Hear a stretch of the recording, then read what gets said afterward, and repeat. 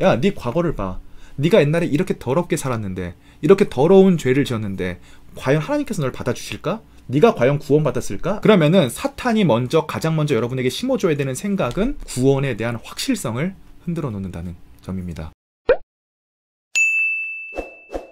저한테 아까 인스타로도 질문을 해주셔서 제가 한 번 더 방송에서 얘기를 해달라고 말씀을 드렸거든요. 제가 이제 그 부분에 대해서 좀 읽어보겠습니다. 하나님을 만나고 싶은데 못 만나고 있고 안 느껴져요. 선택된 사람들만 구원받는다는 예정론을 들었는데 제가 선택을 못 받아서 그런 게 아닌가 마음이 불편해요. 저한테 이제 인스타를 통해서 질문을 주신 내용은 두 가지 정도였던 것 같아요. 첫 번째가 하나님을 만난다는 것이 뭔지 모르겠다. 두 번째가 신앙생활을 한 지 1년 정도 됐는데 구원론에 관해서, 특히 예정론에 관해서 하나님께서 이미 구원받을 사람과 구원받지 못할 사람을 예정해 놓으셨다는데 본인이 구원받지 못한 사람일까봐 두렵다. 이 두 가지 질문에 대해서 우리가 함께 좀 답변을 해보도록 할게요. 첫 번째로 하나님을 만난다는 것은 무엇인가? 이것은 지극히 개인적이고 사적인 경험입니다. 그런데 이 개인적이고 사적인 경험들을 예수 그리스도 이후에 수많은 사람들이 반복적으로 계속해왔고, 그 반복적인 경험 속에서는 일정의 공통분모가 있는데, 제가 생각할 때 일정한 공통분모는 그분의 계심을 실질적으로 경험하고 느끼고, 머릿속으로는 그분이 계시다고 알죠. 그런데 진짜 그분이 살아있구나 라는 것을 내가 체험적이고 실질적으로 경험을 하고, 그것 때문에 내 삶이 변하기 시작을 하고, 또 두 번째로는 그분과의 인격적인 만남이 그와 같은 방식으로 계속되는 것을 하나님을 만난다라고 저는 생각을 할 수가 있을 것 같아요. 하나님을 만나는 경험에도 크게 두 가지가 있는데, 첫 번째로는 제가 많이 청년들한테 물어보거든요. 하나님을 언제 만났니? 한 7대3 정도로 갈리는 것 같아요. 제 느낌에는 70% 정도는 수련회 가서 만났어요. 예배를 드리다가 만났어요. 그러니까 이런 수련회나 예배를 통해서 하나님을 만나는 경우는 굉장히 뜨거운 경우예요. 예를 들어 방언을 받고 눈물 콧물을 다 빼고 내가 회개를 하기를 시작을 하고, 그분을 내 인생의 주인이라고 인정하기를 시작을 하고, 이런 일들이 이제 예배 속 가운데 굉장히 체험적으로 일어나는 거죠. 그런데 반대로 한 번도 그런 체험을 하지는 못했지만 성령님과 계속적으로 동행하는 사람들이 있어요. 예를 들자면 여러분들 다 잘 아시는 오카는 목사님 같은 경우가 제가 여러 번 말씀드렸는데, 그분은 자기 인생을 돌이켜볼 때 하나님을 뜨겁게 어떤 방언을 받거나 어떤 신비한 체험을 하거나 이렇게 만난 경험은 없으시다는 거예요. 그런데 본인의 지난 세월의 인생을 돌이켜볼 때 하나님께서 자기를 정말 한시도 떠나신 적이 없고, 본인도 하나님과 동행하기 위해 부단히 노력했다는 사실을 절대 부정할 수가 없다라고 이야기를 해요.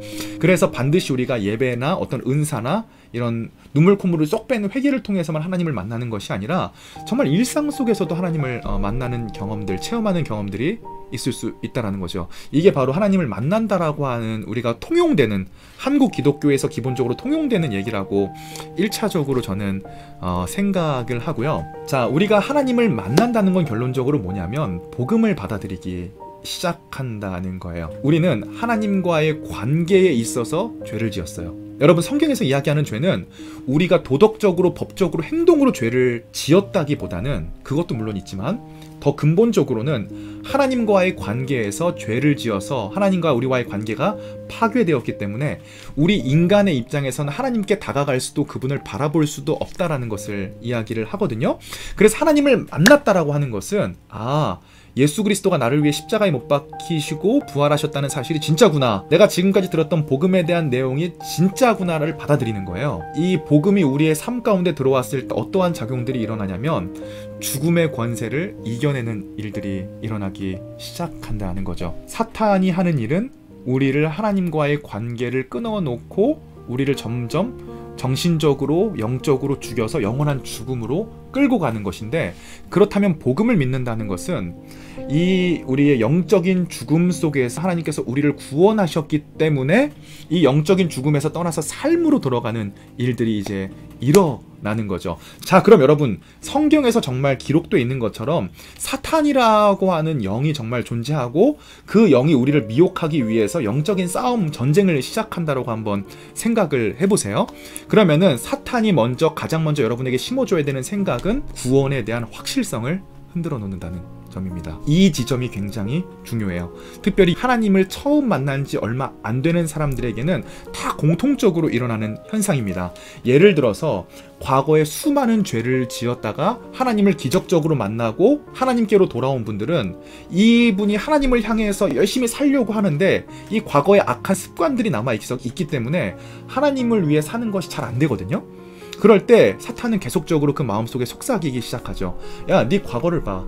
네가 옛날에 이렇게 더럽게 살았는데, 이렇게 더러운 죄를 지었는데 과연 하나님께서 널 받아주실까? 네가 과연 구원받았을까? 아니, 넌 절대로 구원받지 못했어. 넌 하나님의 자녀가 아니야.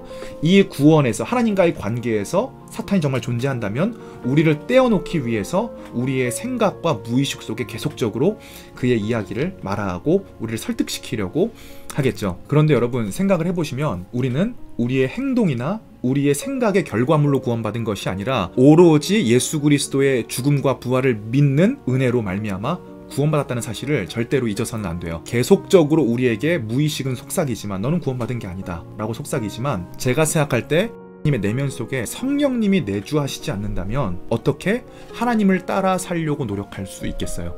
제 얘기가 지금 허무맹랑한 얘기처럼 들리지만 저는 사역자로서 수없이 많은 사람들을 봤어요.